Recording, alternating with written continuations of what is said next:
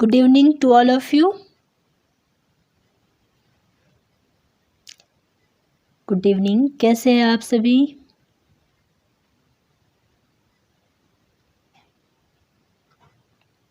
Okay, अगर आप fit और फाइन हैं तो चलिए आज के सेशन को स्टार्ट करते हैं। मैं हूँ प्रीति राठौर और आज हम ट्रेनिंग मैथोडोलॉजी के 4th यूनिट के 5th लेसन के बारे में डिस्कस करेंगे। 4th यूनिट है हमारी प्लानिंग फॉर इंस्ट्रक्शन और आज का जो चैप्टर है, जो लेसन है, उसका नाम है फेज ऑफ लर्निंग। कि स्किल लर्निंग की कौन सी अवस्था रहती है, किस अवस्था में, किस फेज़ में हम स्किल को सीखते हैं, आज हम इसके बारे में डिटेल से जानेंगे। तो चलो शुरू करते हैं आज के सेशन को।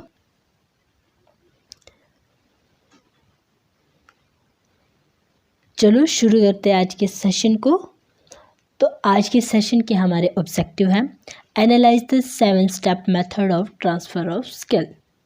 इसमें हम जानेंगे 7 स्टेप के बारे में, 7 मेथड के बारे में कि किस तरह से स्किल को ट्रांसफ़र किया जाता है, उसके एनालाइज के बारे में हम जानेंगे। ठीक है। सेकंड में हम जानेंगे explain the 3 phase of skill learning. इसमें हम स्किल लर्निंग के 3 फेज के बारे में जानेंगे। और उसके बाद जानेंगे explain the process of acquiring the skill, कि हमें किस तरह से अपनी स्किल के प्रोसेस को एक्वायर करते हैं, किस तरह से हम अपनी स्किल को बढ़ाते हैं, अपनी ट्रेनिंग को सिखाते हैं। ये सब चीज़ आज हम इस सेशन में पढ़ने वाले हैं, करने वाले हैं। ठीक है, तो चलिए शुरू करते हैं। सबसे पहले बात करते हैं स्किल की। जो हमारी स्किल होती है, जो हमारा कौशल होता है, वो काफ़ी वाइडली होता है, कई तरह का होता है और कई कठिनाइयों से भरा पड़ा होता है। क्योंकि हमने बात करी थी कि स्किल सिखाना अपने आप में ये डिफ़िकल्ट वर्क है। तो क्या है, एक कॉम्प्लिसिटी इसके अंदर है। तो जब भी हमने स्किल को सिखाना होता है, किसको स्किल सिखाना होता है, तो स्किल सीखने वाला लर्नर भी तैयार होना चाहिए, तभी हम स्किल को सिखा सकते हैं। ठीक है।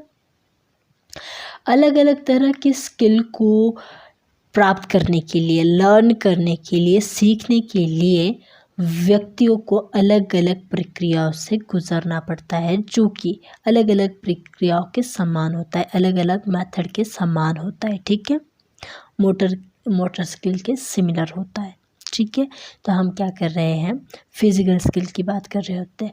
जो फिज़िकल स्किल होती है उसको हम सिंपली देख के सीख लेते हैं। कैसे लर्न करते हैं हम फिज़िकल स्किल को? Simply watch and doing. पहले हम देखते हैं और उसको करते हैं। जो इस तरह का स्किल होता है, आपने देखा है, पहले आपने किसी चीज़ को देखा और उसके बाद किया। पहले क्या होता था, प्राचीन काल में क्या होता था, जो वर्क हमारे पिता करते थे वही पुत्र करता था आगे, वही उसके बेटा आगे करता था। जैसे आपने देखा होगा, अगर कोई ट्रक ड्राइवर है या फिर कोई भी ड्राइवर है, पायलट है, तो अपने चिल्ड्रन को वो बहुत छोटी एज में ही ड्राइव करना सिखा देते हैं। छोटा सा बच्चा क्या करता है, अपने पापा को देखता है और देखने के बाद उसके पापा ने उस वर्क को किस तरह से किया, वो उस वर्क को करता है। तो वो क्या हो गया, उसने देखा और उस वर्क को किया। तो जो इस तरह का वर्क होता है, मैक्सिमम जितने हमारे मैनी एम्प्लॉयर्स होते हैं इस मेथड को प्रेफर करते हैं कि हम बच्चे को लेके जाए, हम सीखने वाले को अपने कार्यस्थल पर लेके जाए और उसे वहाँ पर काम सिखाए, ताकि उसको कोई स्किल आ जाए, कोई काम करना उसको आ जाए और वो उस काम में क्या हो जाए, परफेक्ट हो जाए। पर इस एक्सपीरियंस को आगे बढ़ाने के लिए, मतलब कि इसको किस तरह से टीच करा जाए, किस तरह से स्किल को टीच करा जाए, इसका हमारे पास कोई लिखित या फिर आप बोल सकते हो कि पढ़ाई के अंदर इस चीज़ से रिलेटेड आपके पास कोई व्यूज़ नहीं थे। ठीक है, कि किस तरह से हम सिस्टमेटिक मैनर में इस स्टडी को करवाएं, किस तरह से हम अपनी स्किल को दूसरे में ट्रांसफ़र करें। तो क्या हुआ कि हमने स्किल सिखानी है दूसरों को। तो जो हमारे सिमोर ब्रदर थे, उन्होंने क्या किया, 1954 में जॉब से रिलेटेड जो इम्पोर्टेंट पॉइंट थे कि किस तरह से हमारे को अपनी स्किल दूसरों में ट्रांसफ़र करवानी है, किस तरह से करवानी है, तो उन्होंने कुछ इम्पॉर्टेंट पॉइंट बनाए। तो उन्होंने 7 इम्पॉर्टेंट पॉइंट बनाए कि हम किस तरह से अपनी स्किल को दूसरों को सिखा सकते हैं, दूसरे में ट्रांसफ़र कर सकते हैं। तो उन्होंने बताया जो लर्नर होंगे पहले वो देखे, उन्हें दिखाए कि आप किस वर्क को कैसे कर रहे हो। Show the learner how to do it, कि आप लर्नर को शो करें कि इस वर्क को कैसे करना है, हाउ टू डू इट। ठीक है। उसके बाद सेकंड स्टेप क्या होगा आपका, एक्सप्लेन द की पॉइंट। उसके बाद जब आप उनको दिखा रहे हैं कि आपको इस तरह से वर्क करना है, ठीक है, उसमें क्या करना है, आपने एक्सप्लेन करना है, की पॉइंट को एक्सप्लेन करना है कि कौन कौन से मेन पॉइंट है जिससे आप अपने स्किल को करोगे, वो आपको डीपली एक्सप्लेन करनी है। ठीक है। थर्ड है आपका let them watch you do it again. आपको क्या बोलना है, अपने ट्रेनी को कहना है कि पहले आप देखिए, लेट देम वॉच, आप पहले देखिए, then you do it again, और उसके बाद आप इस वर्क को करें। ठीक है। ये क्या हो गए, 3 इंपॉर्टेंट पॉइंट होंगे। चौथे पॉइंट में क्या है, let them do the simple and complex part of the job separately.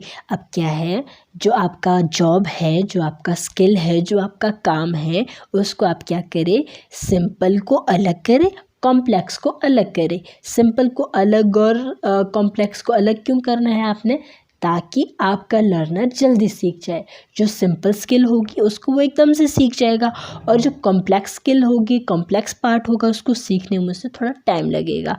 तो क्या होगा, जब आप उसको सिंपल तरीके से पहले सिखाओगे और कॉम्प्लेक्स की तरफ बढ़ोगे, तो वो जो कॉम्प्लेक्स चीज़ है उसको भी ईजीली समझ सकेगा और इमिटेट कर पाएगा। ठीक है। देन फिफ्थ है हमारे पास, help them do the whole job. अब आपने क्या करना है, जितना भी वर्क वो कर रहे हैं, इमिटेट कर रहे हैं ना वो, तो जितना भी वर्क वो होल जॉब कर रहे हैं उसमें आप उनकी हेल्प करवाएं। ठीक है। उसमें आपको क्या करनी है, अपनी लर्नर की हेल्प करवानी है। जब आपका लर्नर जॉब को कर रहा है, स्किल को कर रहा है, तो उसमें जो उसकी गलतियां रह रही है या जो वर्क उसको करना नहीं आ रहा है, वो करना उससे सिखाए। ठीक है। फिर क्या बता रहा है ये, put them on the job for their own practice, और उसके बाद उन्हें कहे कि आप अपनी प्रैक्टिस करते रहे, इस वर्क की, इस स्किल की आप प्रैक्टिस करते रहे। ठीक है। तो इस तरह से क्या होता है,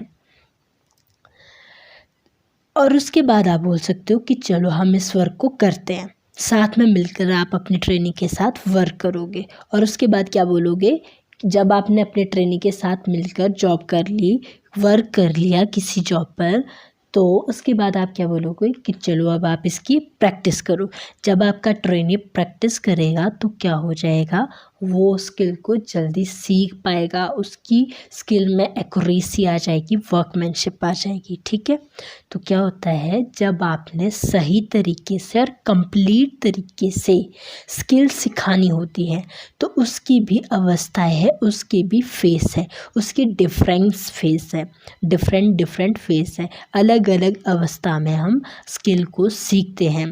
there are phase of acquisition, of retention and lastly the phase of recall. इसमें बता रहा है, पहला फेस आपके पास एक्विजिशन का है, सेकंड रिटेंशन का है, और थर्ड है फेस ऑफ स्किल, वो है लर्निंग का या एप्लीकेशन का या रिकॉल का। आप रिकॉल करते हो किसमें, एप्लीकेशन फेस में। तो चलते हैं नेक्स्ट स्लाइड पर। इसमें जाने गए हम एक्विजिशन फेस के बारे में। हम क्या बात कर रहे हैं कि जब हमने अपनी ट्रेनिंग को पूरी तरह से कंप्लीट और कैसी स्किल सिखानी है, एक्यूरेट स्किल सिखानी है, तो हमारे को अलग अलग अवस्थाओं से गुजरना होता है। जैसे है एक्विजिशन फेस। जो एक्विजिशन फेस होता है, ये होता है अधिग्रहण फेस, किसी चीज़ को प्राप्त करने का फेस। जब हम अपने ट्रेनी को कुछ चीज़ सिखाना चाहेंगे, तो हम क्या चाहेंगे कि वो उस स्किल को सीखे, हमसे वो स्किल ले, ताकि हम उसको क्या कर पाए। जब हमारा ट्रेनी सीखेगा तभी तो हमारी स्किल ट्रांसफ़र होगी। तो इसमें क्या बात कर रहे हैं ये, the phase of learning mean to make impression on the mind.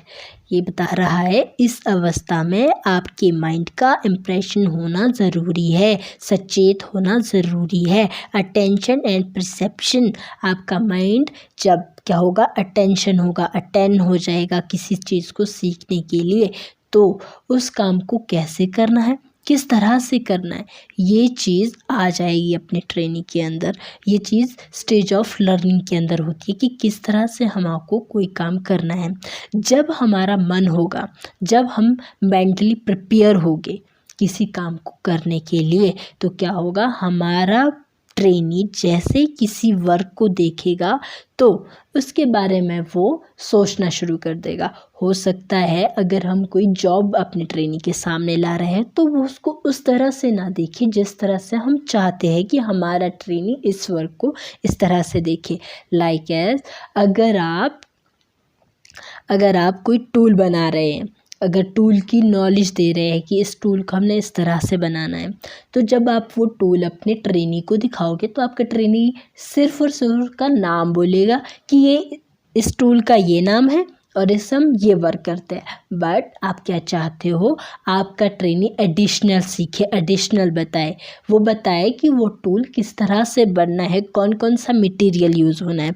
तो जब आप ऐसा चाहते हो तो क्या करना पड़ेगा आपको सबसे पहले उसकी प्रीवियस नॉलेज और उसकी सीखने की स्थिति को सुधारना होगा, उसको ध्यान देना होगा उस वर्क पर, ताकि वो किसी काम को सीख सके। तो क्या होता है, जब हमने किसी व्यक्ति को सिखाना होता है तो सबसे पहले उसको मोटिवेट करना होता है।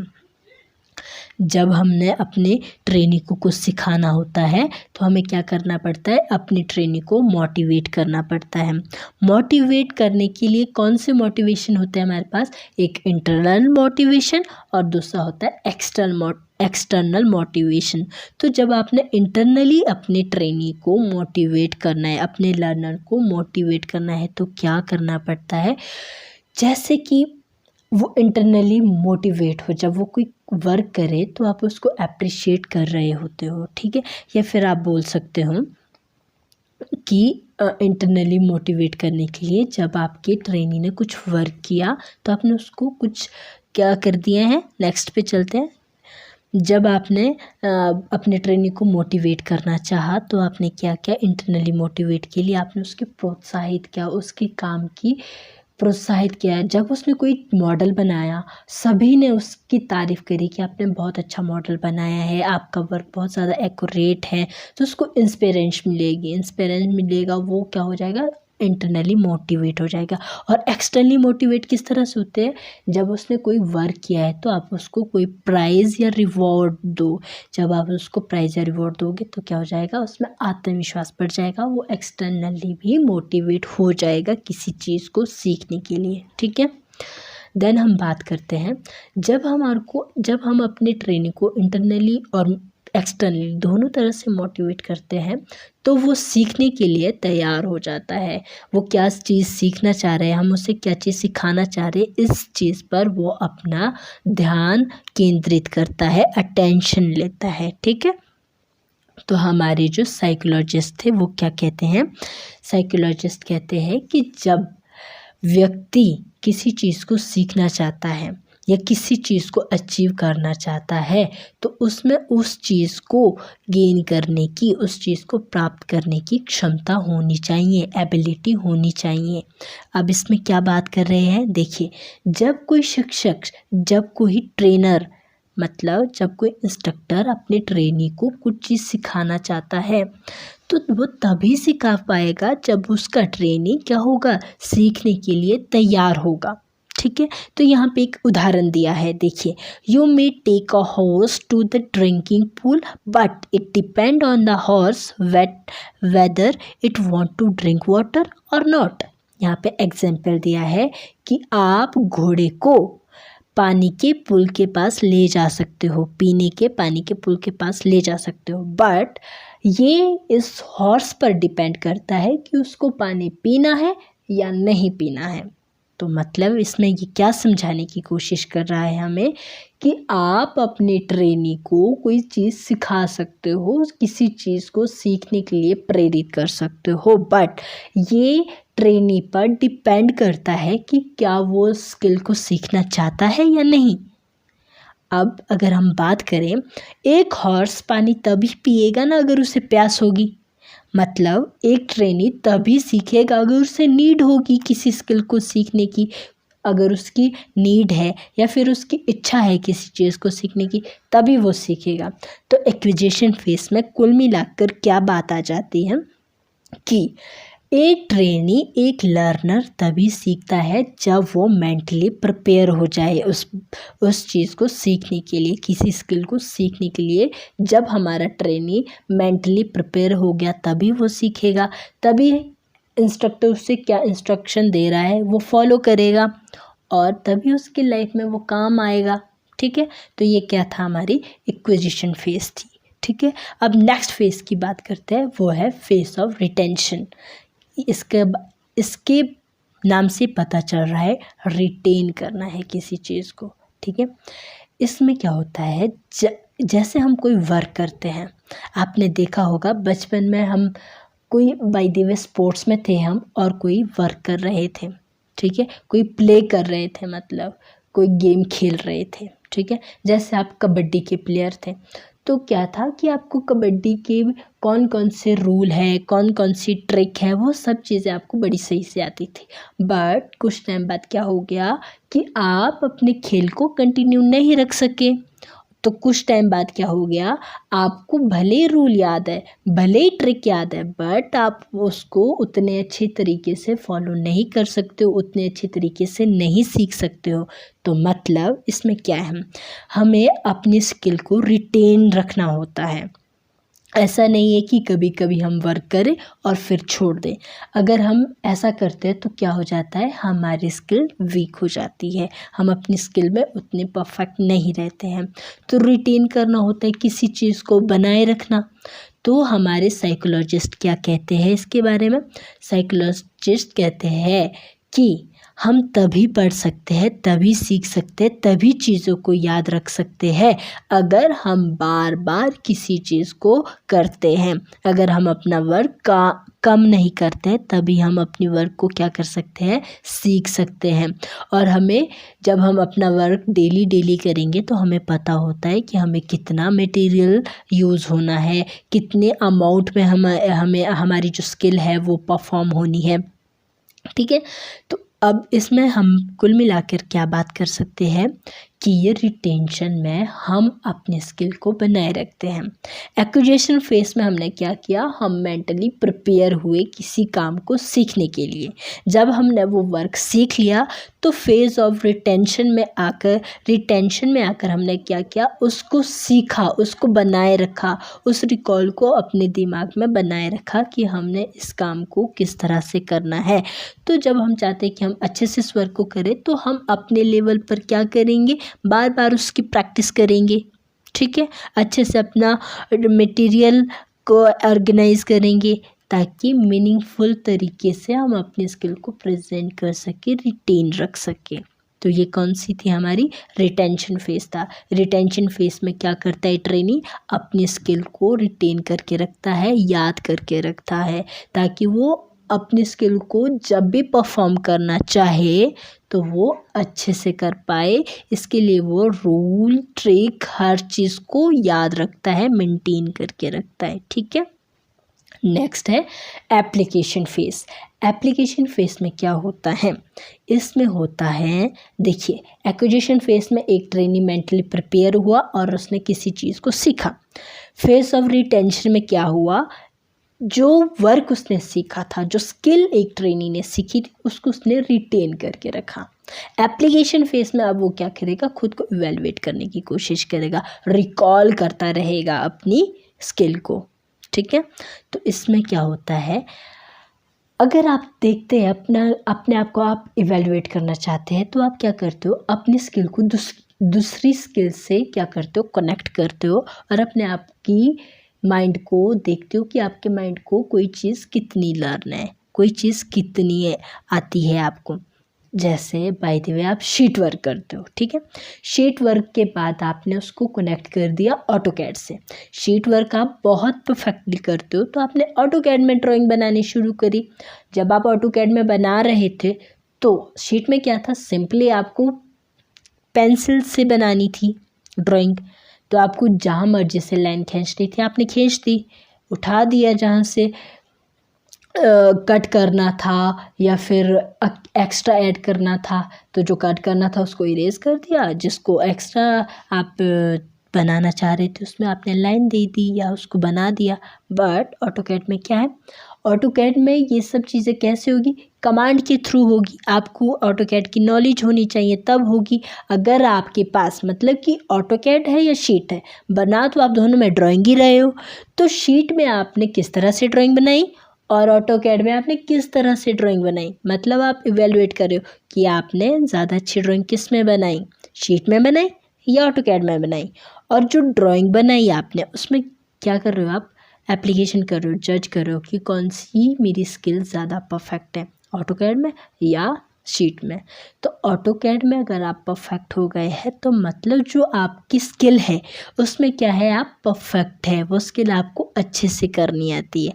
या फिर दूसरा क्या होता है, जो आपको स्किल आती है, ठीक है, आप क्या कर रहे हो, खुद को इवैल्यूएट कर रहे हो, देख रहे हो, रिकॉल कर रहे हो अपनी स्किल को कि मुझे ये कितनी आती है। तो आप अपनी स्किल को किसी दूसरों के साथ भी देख सकते हो कि मुझे ये वर्क इतना आता है, चलो मैं ज़रा इसके साथ क्या करता हूँ, बातचीत करता हूँ, इसके साथ इस स्किल को करता हूँ, ज़रा मैं कितना परफेक्ट हूँ अपनी स्किल में। तो आप उसको जितनी अच्छे से करते हो तो वो क्या हो जाती है, आपकी स्किल की वर्कमैनशिप हो जाती है कि आपको इतना अच्छे से कोई काम आता है। हमारे अरस्तु जी क्या कहते हैं यहाँ पे, अरस्तु भी हमारे जो अरस्तु थे वो भी हमारे एजुकेशनल साइकोलॉजिस्ट हैं। उन्होंने काफ़ी बताया हुआ है, ह्यूमन बिहेव के बारे में बताया हुआ है, ह्यूमन बिहेव किस तरह से होता है, इंसान किस वर्क को किस तरह से करता है, इस चीज़ के बारे में अरस्तु जी ने बहुत सारे विचार दिए हैं। बट अरस्तु का साइकोलॉजी में या फिर आप बोल सकते हो पॉट में बहुत कम उल्लेख है। बट अगर आप कॉलेज की बुक्स देखोगे तो उसके अंदर अरस्तु ही पिता कहा जाता है, ठीक है। तो चलो बात करते हैं, अरस्तु बोलता है कि जब आपने किसी वर्क को करते हैं, अगर आप देखना चाहते हैं कि आपके पास कितनी स्किल है तो आप उसको पहले तो याद करोगे, फिर क्या करोगे, आप उसको दूसरों से कनेक्ट करोगे। इसका मतलब क्या हुआ, आपके पास किसी वर्क को कितना एक्सपीरियंस है, आपके पास आपके माइंड में कितनी जानकारी स्टोर है, कितनी इन्फॉर्मेशन स्टोर है। अगर आप इस चीज़ का पता लगाना चाहते हो तो आप क्या करते हो, उसमें देखते हो कि उसमें कौन कौन सी सिमिलरिटी है और कौन कौन सी सिमिलरिटी नहीं है, ठीक है। ये चीज़ आप देखते हो, तो इस तरह से आप खुद को इवेलुएट कर सकते हो, एप्लीकेशन कर सकते हो। तो इसमें क्या बता रहा है हम कि हमारे जो विचार है वो एक दूसरे से कितने जुड़े हैं और कितने विपरीत हैं, हमारी अपने स्किल से हमारी कितनी कनेक्टिविटी है। देन एक बार हम इसको क्या कर देते हैं, रिवाइज कर लेते हैं। ये 3 फेज थे हमारी स्किल को सीखने के। फर्स्ट था एक्विजिशन फेज, जिसमें हमने कहा कि जब लर्नर मेंटली प्रिपेयर होगा स्किल सीखने के लिए तब वो वर्क को सीखेगा। मेंटली प्रिपेयर करने के लिए अपनी ट्रेनिंग को स्किल सिखाने के लिए हमें अपनी ट्रेनिंग को इंटरनली और एक्सटर्नली क्या करना पड़ता है, मोटिवेट करना पड़ता है ताकि वो स्किल सीखे। और स्किल कब सीखेगा, जब वो मेंटली प्रिपेयर होगा, उसे नीड होगी, तभी वो क्या करेगा, स्किल को सीखेगा। सेकेंड था face of retention. Face of retention में क्या था, आपका जो ट्रेनी है या जो ट्रेनी है लर्नर है वो क्या करेगा, रिटेन रखेगा अपनी स्किल को। रिटेन रखने के लिए वो बार बार प्रैक्टिस करेगा, ठीक है। तो वो क्या हो गई, फेस ऑफ रिटेंशन हो गई। एप्लीकेशन में क्या था, खुद को इवेल्युएट करना है, रिकॉल कर रहा है वो अपनी स्किल को, और साथ ही साथ वो दूसरों से भी कनेक्ट कर रहा है, दूसरी चीज़ों के साथ भी कनेक्ट कर रहा है ताकि वो खुद को क्या कर सके, अपनी स्किल के बारे में जान सके कि उसको कोई चीज़ कितनी आती है, ठीक है। ये क्या थी, हमारी स्किल सीखने के फेज थे। हम तभी सीख सकेंगे ना जब हम मेंटली प्रिपेयर होंगे, अपनी स्किल को रिटेन रखेंगे, एप्लीकेट कर पाएंगे अपने आप को, एनालाइज कर पाएंगे अपने आप को कि हाँ मुझे ये स्किल इतनी आती है। देन अब हम नेक्स्ट पर बात करते हैं नेक्स्ट है 3 face of skill learning. Skill learning के 3 फेस है, पर कौन सी 3 फेस है? अभी तो हमने 3 फेस पढ़ लिए, अब ये कौन सी है?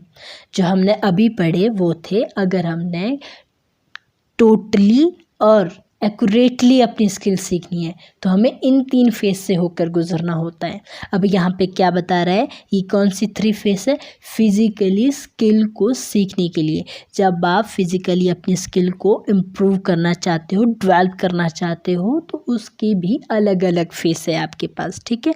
आप चाहते हो कि आपकी जो स्किल है उससे रिलेटेड आपके पास और ज़्यादा एक्स्ट्रा नॉलेज हो, और ज़्यादा इन्फॉर्मेशन हो, और ज़्यादा अंडरस्टैंडिंग हो, तो क्या करोगे आप?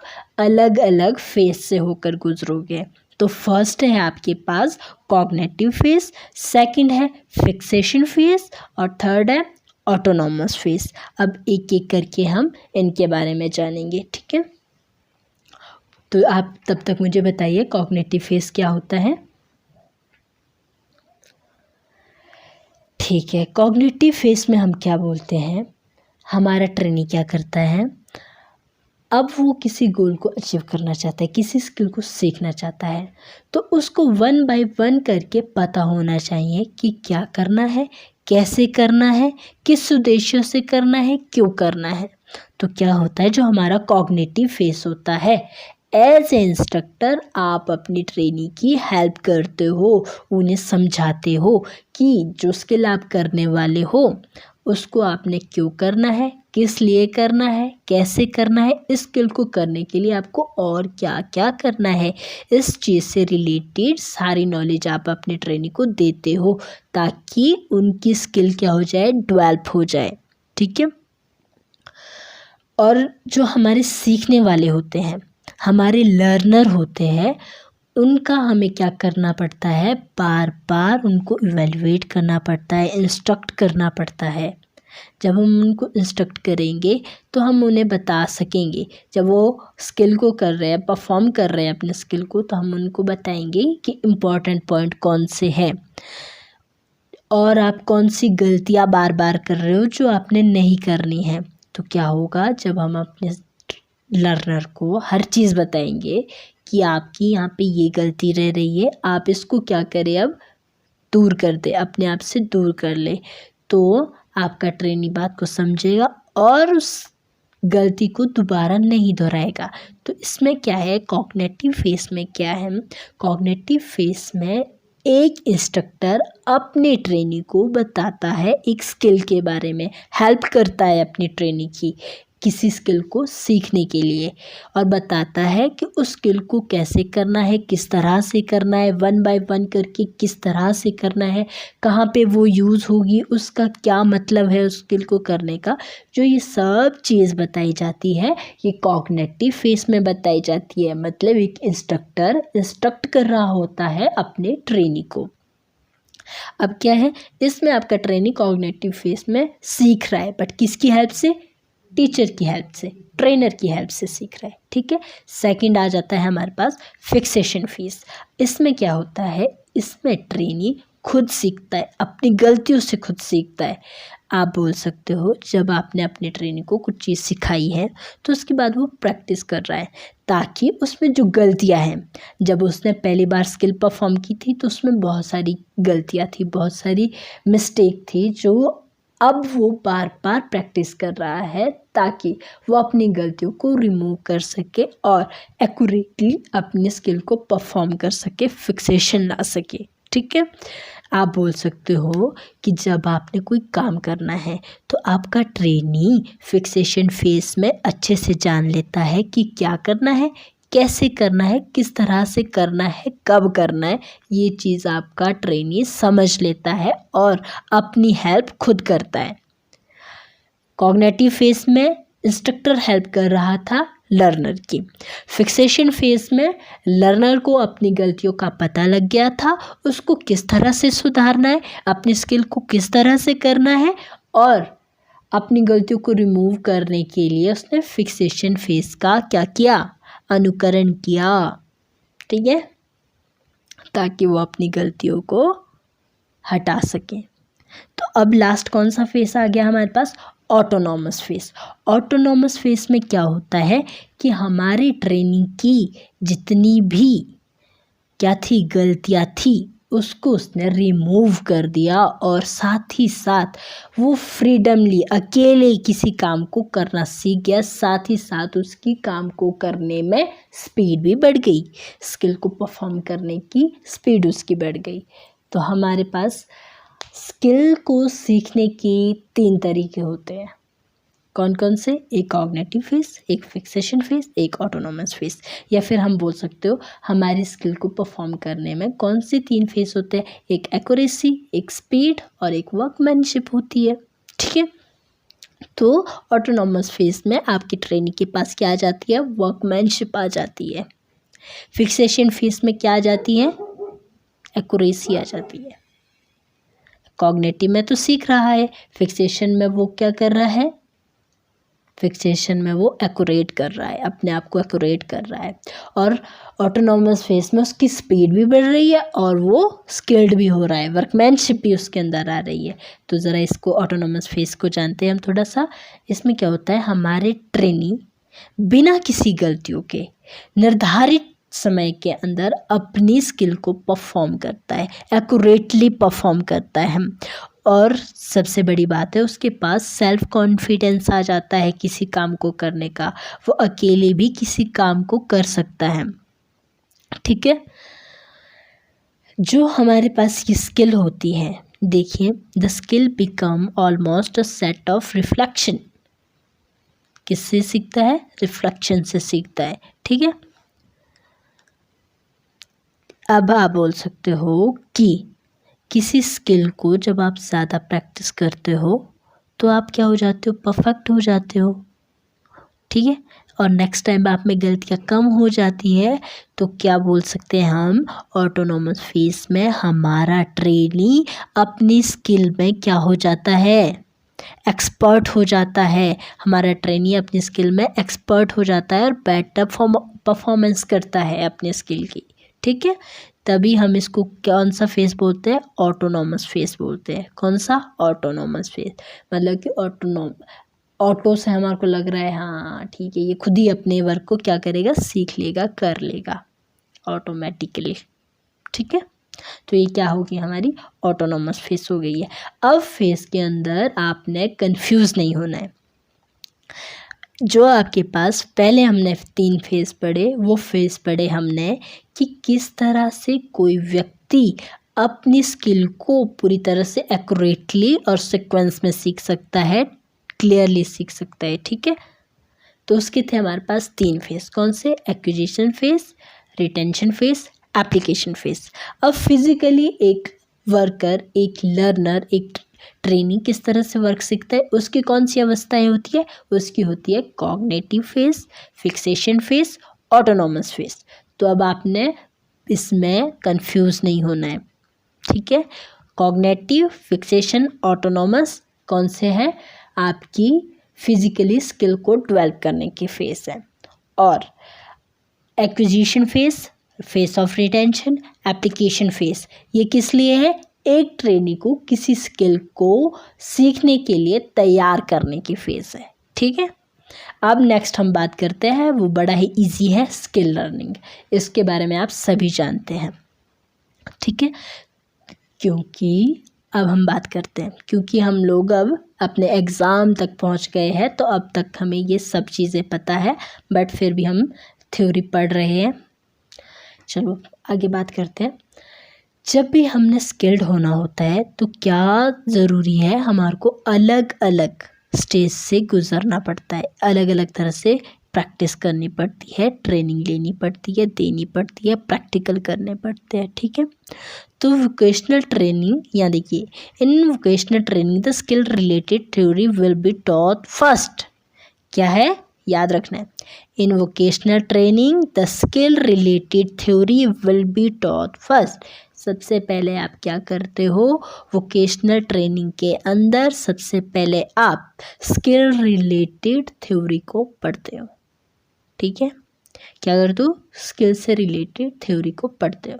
और इसमें आपको क्या पढ़ाया जाता है, इसमें आपका the instructor will demonstrate the skill element systematically with safety precaution to follow in handling the tool, instrument, equipment, material etcetera. इसमें क्या बताया जा रहा है, एक इंस्ट्रक्टर आपको क्या बताता है, सीक्वेंसली बताता है, मतलब कि एक के बाद एक बताता है कि आपके पास कौन कौन से स्किल एलिमेंट्स हैं, उसको सिस्टमेटिकली मैनर से आपने किस तरह से यूज़ करना है, कौन कौन से आपके सेफ्टी प्रिकॉशन है, और किस तरह से आपने अपने टूल को हैंडल करना है, अपने इंस्ट्रूमेंट को, इक्विपमेंट को, मशीनरीज को किस तरह से मेंटेन करके रखना है। इन सब चीज़ों के बारे में आपका ट्रेनिंग आपको बताता है। कब, फर्स्ट फेज़ के बारे में, जब आपको रिलेटेड थ्योरी से रिलेटेड स्किल की थ्योरी पढ़ाई जा रही होती है, ठीक है। सेकंड, आप बोल सकते हो कि एक ट्रेनिंग क्या करता है, एक ट्रेनर क्या करता है, हम चाहते हैं कि अब हमारा ट्रेनी किसी स्किल को सीखे, ठीक है। जो स्किल से रिलेटेड थ्योरी हमने उसको वो पढ़ा दी है, बता दी है, साथ ही साथ में हम डेमोस्ट्रेट उसको बताने वाले हैं, हैंडलिंग टूल के बारे में बताने वाले हैं, इंस्ट्रूमेंट बताने वाले हैं, इक्विपमेंट का यूज़ बताने वाले, मशीनरीज के बारे में बताने वाले हैं, और उसको क्या स्किल सिखाने वाले हैं, ठीक है। तो आपको किस तरह से अपनी स्किल सिखानी है, तो उसके क्या होते हैं, उचित तरीके होते हैं, कई तरह के प्रॉपर मैनर्स होते हैं ताकि आपका ट्रेनी सीख सके। तो फर्स्ट स्टेज होती है ऑब्जर्वेशन, सेकंड होती है पार्टिसिपेशन, थर्ड होती है इमिटेशन, और फोर्थ होती है रिपीटेशन। किस तरह से आप सिखा सकते हो एज ए इंस्ट्रक्टर, आपको किस तरह से, कौन कौन से फेज, कौन कौन से स्टेज होते हैं। फर्स्ट होती है ऑब्जर्वेशन, सेकंड होती है पार्टिसिपेशन, थर्ड होती है इमिटेशन, फोर्थ होती है रिपीटेशन, ठीक है। ये क्या है, इनको हम एक्सप्लेन करेंगे एक एक करके, किसको, ऑब्जर्वेशन को, पार्टिसिपेशन को, इमिटेशन को, रिपीटेशन को। अब बात करते हैं ऑब्जर्वेशन की। जब एज ए इंस्ट्रक्टर आप क्या करवा रहे हो, डेमो करवा रहे हो, तो फर्स्ट स्टेज होती है आपकी कि आपका ट्रेनर क्या कर रहा है, ऑब्जर्व कर रहा है। तो किसी स्किल को परफॉर्म करने की, किसी स्किल को सिखाने की फर्स्ट स्टेज कौन सी है, ऑब्जर्वेशन स्टेज है, जिसमें आपका ट्रेनी क्या करेगा, ऑब्जर्व करेगा कि इंस्ट्रक्टर ने क्या करा, डेमोस्ट्रेशन को पहले, मतलब जब एक इंस्ट्रक्टर ने डेमोस्ट्रेशन सिखाना शुरू किया तो उसने क्या किया, वो उस चीज़ को ऑब्जर्व करेगा कि मेरे इंस्ट्रक्टर ने पहले ऐसे करा, इस तरह से अपने वर्क को किया, देन वो नेक्स्ट स्टेप पर इस तरह से गए, ठीक है। इस चीज़ को ऑब्जर्व करेंगे। आप कोई वर्क सिखा रहे हो तो आपका ट्रेनी आपको ऑब्जर्व कर रहा है, इस बात को आप जानते हैं। तो इसमें आपको कौन सी बात है जिसका ध्यान रखते हैं, या फिर आपके ट्रेनी क्या सीखते हैं, ऑब्जर्वेशन में आपके ट्रेनी क्या सीखते हैं। तो आप बोल सकते हो, जब आप एज ए इंस्ट्रक्टर किसी चीज़ के बारे में बता रहे हो, कोई डेमो आप अपने ट्रेनी को दे रहे हो, कोई चीज़ आप अपने ट्रेनी को सिखा रहे हो, तो आपका ट्रेनी क्या करेगा, ऑब्जर्वेशन करेगा। ऑब्जर्वेशन करते हुए वो क्या चीज़ ऑब्जर्व करेगा, तो सबसे पहले वो ऑब्जर्व करेगा व्हाट इज़ बीइंग डेमोस्ट्रेटेड, कि आपको क्या डेमोस्ट्रेट करवाया जा रहा है, दिखाया जा रहा है, ठीक है। जो आपका इंस्ट्रक्टर, जो हमारे इंस्ट्रक्टर डेमो कर रहे हैं, वो क्या डेमो कर रहे हैं, किसका डेमो कर रहे हैं। और सेकंड क्या देखते हैं, the method of performing a skill, वो देखता है कि किसी स्किल को परफॉर्म करने के लिए उसके इंस्ट्रक्टर ने कौन से मेथड का यूज़ किया है, किस मेथड से हमारा इंस्ट्रक्टर हमें स्किल सिखा रहे हैं, ठीक है। थर्ड है technique of performing the operation. अब क्या है, इसमें टेक्निक को देखते हैं कि किसी ऑपरेशन को करने के लिए कौन सी टेक्निक का परफॉर्म कर रहे हैं, कौन सी टेक्निक का यूज़ कर रहे हैं, ठीक है। कौन सी टेक्निक आपको दिखाई जा रही है, सिखाई जा रही है, ठीक है। Then correct way of handling tool and equipment, और उसके बाद आपका ट्रेनी क्या देख रहा होता है, क्या ऑब्जर्व कर रहा होता है कि आपने किस वे में, किस करेक्ट वे से अपने हैंडलिंग टूल और इक्विपमेंट का यूज़ करा और किस तरह से उसको संभाला है। ठीक है, then safety precaution to be followed, और साथ ही साथ में जब आप भी सेफ्टी प्रिकॉशन का यूज़ करोगे तो आपका ट्रेनी भी यूज़ करेगा और वो ऑब्ज़र्व कर रहा है कि आपने कब सेफ्टी प्रिकॉशन यूज़ किए, कौन कौन से स्टेप में सेफ्टी प्रिकॉशन यूज़ किए, कौन कौन से सेफ्टी प्रिकॉशन आपने यूज़ किए। तो इन सब चीज़ों को हमारा ट्रेनी क्या करता है, ऑब्ज़र्व करता है। डेमो, पहले आपने क्या किया, जब आप चाहते थे कि आपका ट्रेनी स्किल को सीखे तो आपने स्किल को सिखाया, एज ए डेमोस्ट्रेट करा। तो क्या कर रहे थे, आपकी ट्रेनी देख रहे थे, सेमी सर्कल में बैठे थे और देख रहे थे आपको, और फिर उन्होंने देखा, ऑब्जर्व किया उन्होंने कि आपने किस वर्क को किस तरह से किया, और साथ ही साथ में उन्होंने क्या की, पार्टिसिपेंट भी निभाई। क्या निभाई, पार्टिसिपेशन किया, सहभागिता निभाई। किस तरह से निभाई, जब आप किस में कर रहे थे, एसोसिएशन के अंदर वर्क कर रहे थे, मतलब कि समूह में वर्क कर रहे थे, तो आपके ट्रेनी ने को आपने अपॉर्चुनिटी दी कि उन्होंने किस तरह से टूल को हैंडल करना है, किस तरह से रॉ मटेरियल का यूज़ करना है अपने डेमोस्ट्रेशन के दौरान। ठीक है, तो उनको ये पता चल रहा था कि अच्छा मुझे ये वर्क करना है, ये मेरा क्या है, रॉ मटेरियल है, मेरा टूल है, ठीक है, हैंडलिंग टूल है, इसको मैंने इस तरह से यूज़ करना है। तो वो एक तरह से पार्टिसिपेट कर रहा था, और एज इंस्ट्रक्टर आप क्या कर रहे थे, उसको गाइड कर रहे थे। जो चीज़ सिखाने वाली थी वो चीज़ आप उनको दे रहे थे, साथ ही साथ आप उनको गाइडेंस दे रहे थे। कौन सी गाइडेंस दे रहे थे, जो नेसेसरी थी, जो जिसकी आवश्यकता थी उस डेमोस्ट्रेशन से रिलेटेड। ठीक है, ताकि आपने ऐसा क्यों किया, ताकि आप उनकी एबिलिटी को बढ़ा सके। ठीक है, अपने स्टूडेंट की, अपने लर्नर की एबिलिटी को इम्प्रूव कर सके। किसके बारे में, कि किस तरह से उन्होंने टूल को हैंडल करना है, किस तरह से मटेरियल का यूज़ करना है, किस तरह से मशीन का यूज़ करना है। तो आपके ट्रेनर्स में क्या कर रहे थे, पार्टिसिपेट कर रहे थे। उन्होंने टूल को उठाया, देखा, उसके बारे में आपसे पूछा, आपकी हेल्प भी करी, पार्टिसिपेट निभाया ना आपके साथ।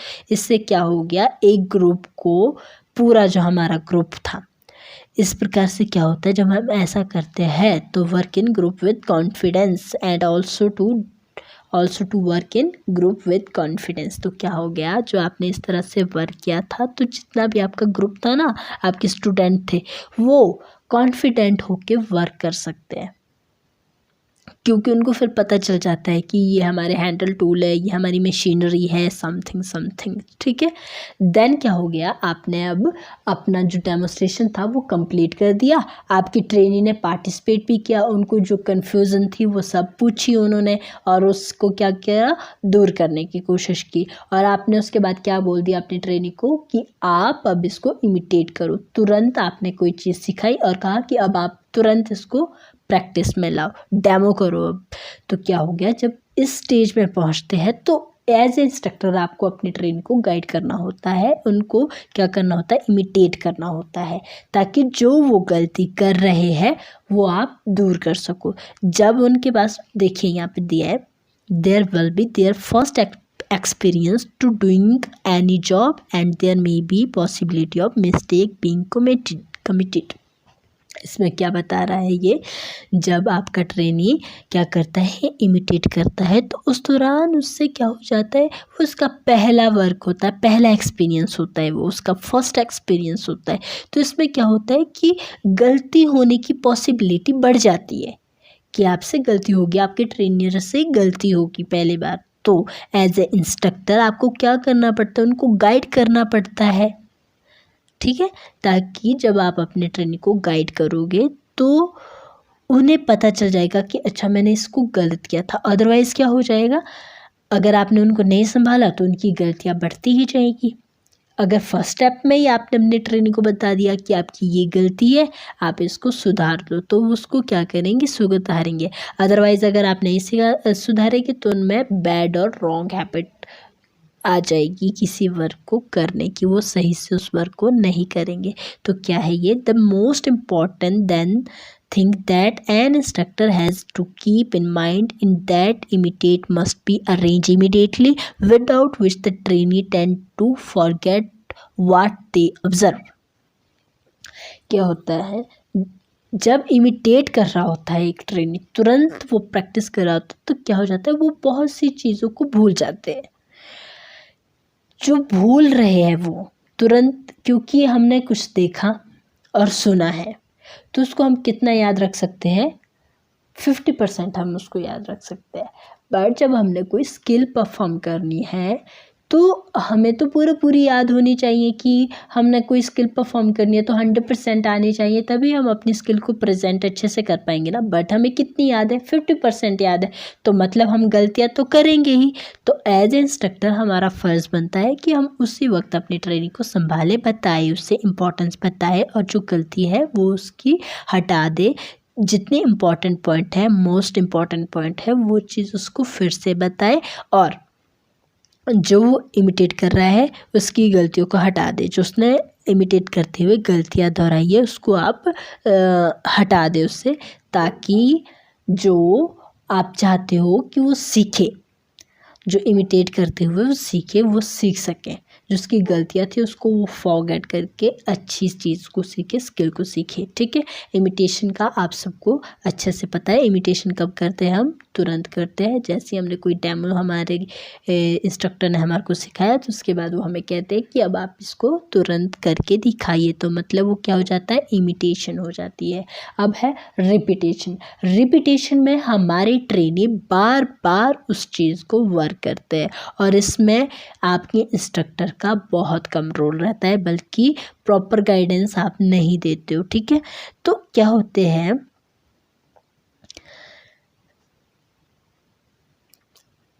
इसमें क्या होता है कि जब आपका ट्रेनी रिपीटेशन कर रहा होता है, इमिटेशन में आपके जो इंस्ट्रक्टर थे, इमिटेशन स्टेज में आपके इंस्ट्रक्टर ने आपको गाइडेंस किया था, प्रॉपर गाइडेंस दी थी। बट अब क्या हो गया, अब आप रिपीटेशन कर रहे हो, तो इमिटेशन में आपके इंस्ट्रक्टर ने आपको बताया कि आप में ये कमी है, आप इसको गलत कर रहे हो, आप इसको इस तरह से हैंडल कीजिए, इस तरह से ना कीजिए। तो क्या हो गया, आपने उस चीज़ को समझ लिया, उसकी आपने प्रैक्टिस कर दी कि अच्छा मुझसे ये इस तरह से गलत हो रहा है, अब मैं इसको इस तरह से सही करता हूँ। तो जब आप किसी गलती को बार बार सुधारोगे, एक गलती आपसे बार बार हो रही है, तो मतलब कि कोई वर्क है जिसमें आपसे गलती हो रही है, तो आप उसको रिपीट कर रहे हो, तो दूसरी बार आप में उसमें थोड़ी सी और कम गलती रहेगी, थर्ड बार आपने उसको रिपीट किया तो कोई गलती नहीं रहेगी। तो क्या हो गया, अगर आप बार बार किसी चीज़ को दोहराते हो तो आप एक्यूरेटली और स्पीड में उस वर्क को कर देते हो। ठीक है, तो हम बोल सकते हैं, so repetition play an important role while acquiring and mastering the skill.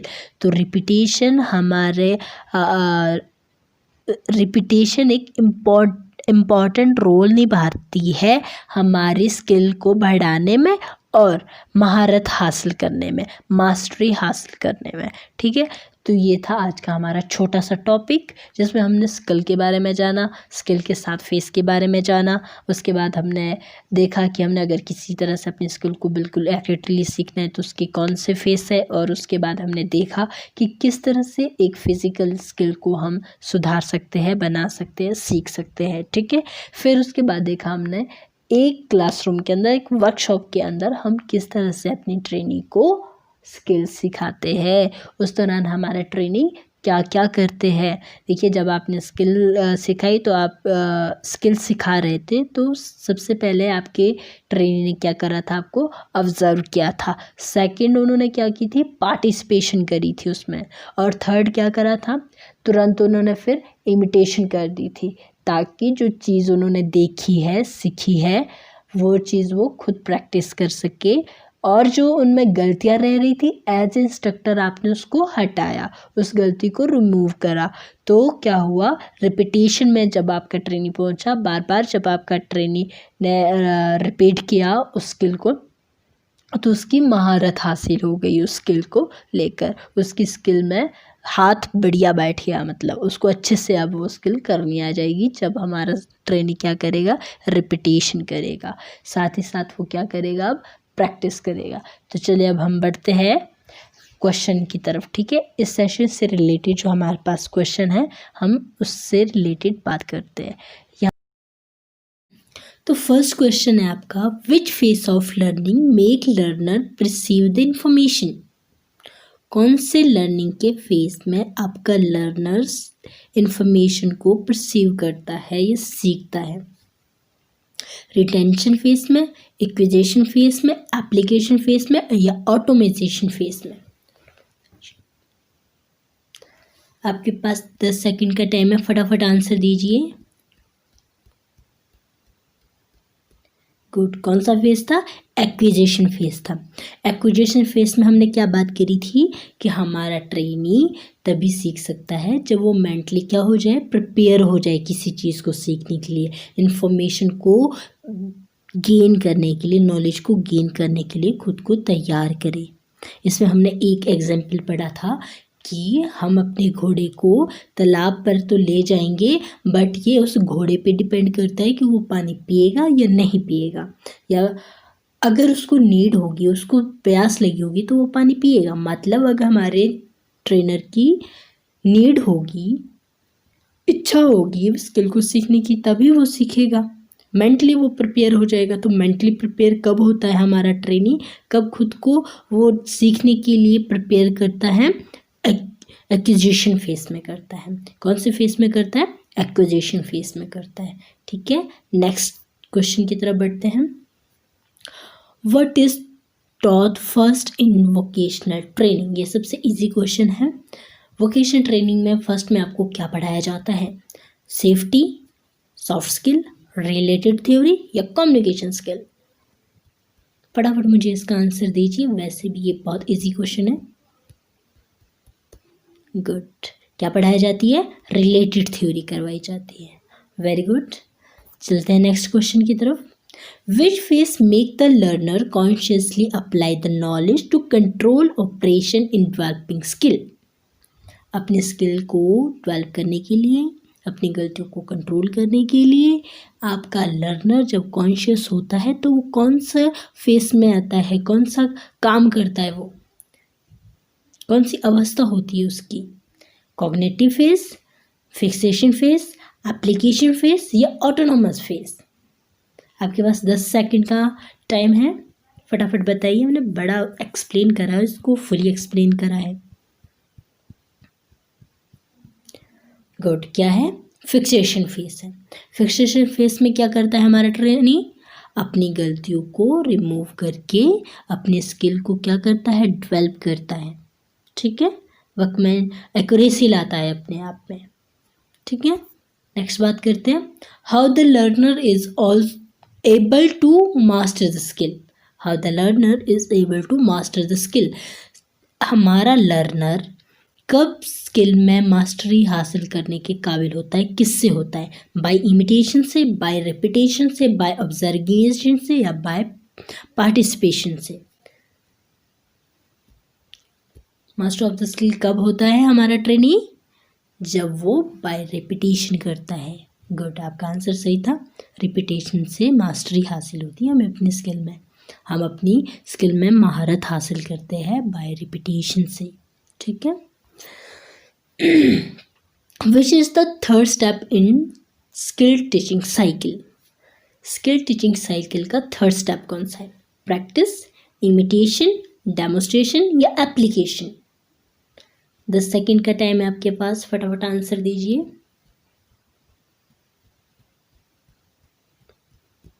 कैसे होता है? कौन सा है हमारा third step? Imitation. First step कौन सा है आपका? ऑब्जर्वेशन। सेकंड स्टेप कौन सा है आपका? परफॉर्मेंस, या बोल सकते हो पार्टिसिपेशन। थर्ड कौन सा है? इमिटेशन। और फोर्थ कौन सा है? रिपीटेशन। गुड। सिक्स पे चलते हैं। In which step the instructor has to evaluate the performance of learner. अब जो इंस्ट्रक्टर होता है वो लर्नर की परफॉर्मेंस को किस में इवेलुएट करता है? कब इवेलुएट करता है? कौन से स्टेप में इवेलुएट करता है? प्रेजेंटेशन में या इमिटेशन में या एप्लीकेशन में या प्रैक्टिस में? कब इवेलुएट करते हैं? गुड, डी ऑप्शन प्रैक्टिस में करता है। जब हमारे लर्नर प्रैक्टिस कर रहे होते हैं तो हम देखते हैं कि हमारी ट्रेनिंग की परफॉर्मेंस कैसी है। परफॉर्मेंस को इवेलुएट करने के लिए हम क्या देखते हैं, उनकी प्रैक्टिस को देखते हैं। 7th क्वेश्चन की तरफ चलते हैं। Which process make the learner to perform the skill? कौन से प्रोसेस में हमारा लर्नर स्किल को परफॉर्म करता है? कॉग्निटिव प्रोसेस में, अटेंशन प्रोसेस में, मोटिवेशन प्रोसेस में या साइकोमोटर प्रोसेस में? कौन से प्रोसेस में करता है परफॉर्म?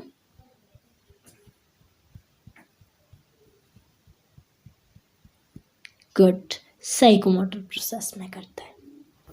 देन 8th क्वेश्चन की तरफ बढ़ते हैं। While analyzing the syllabus, attitudes expected to be developed is related to doing, knowing, being, orientation. किसकी बात हो रही है? सिलेबस की बात हो रही है। तो आप क्या करोगे? बीइंग करोगे, जानोगे आप किसी चीज़ को डेवलप करने के लिए, ठीक है। तो आपका आंसर क्या हो जाएगा? सी हो जाएगा, बीइंग हो जाएगा, ठीक है। 9 की तरफ बढ़ेंगे। While analyzing the syllabus, sketching and drawing is related to. Sketching and drawing किससे रिलेटेड है?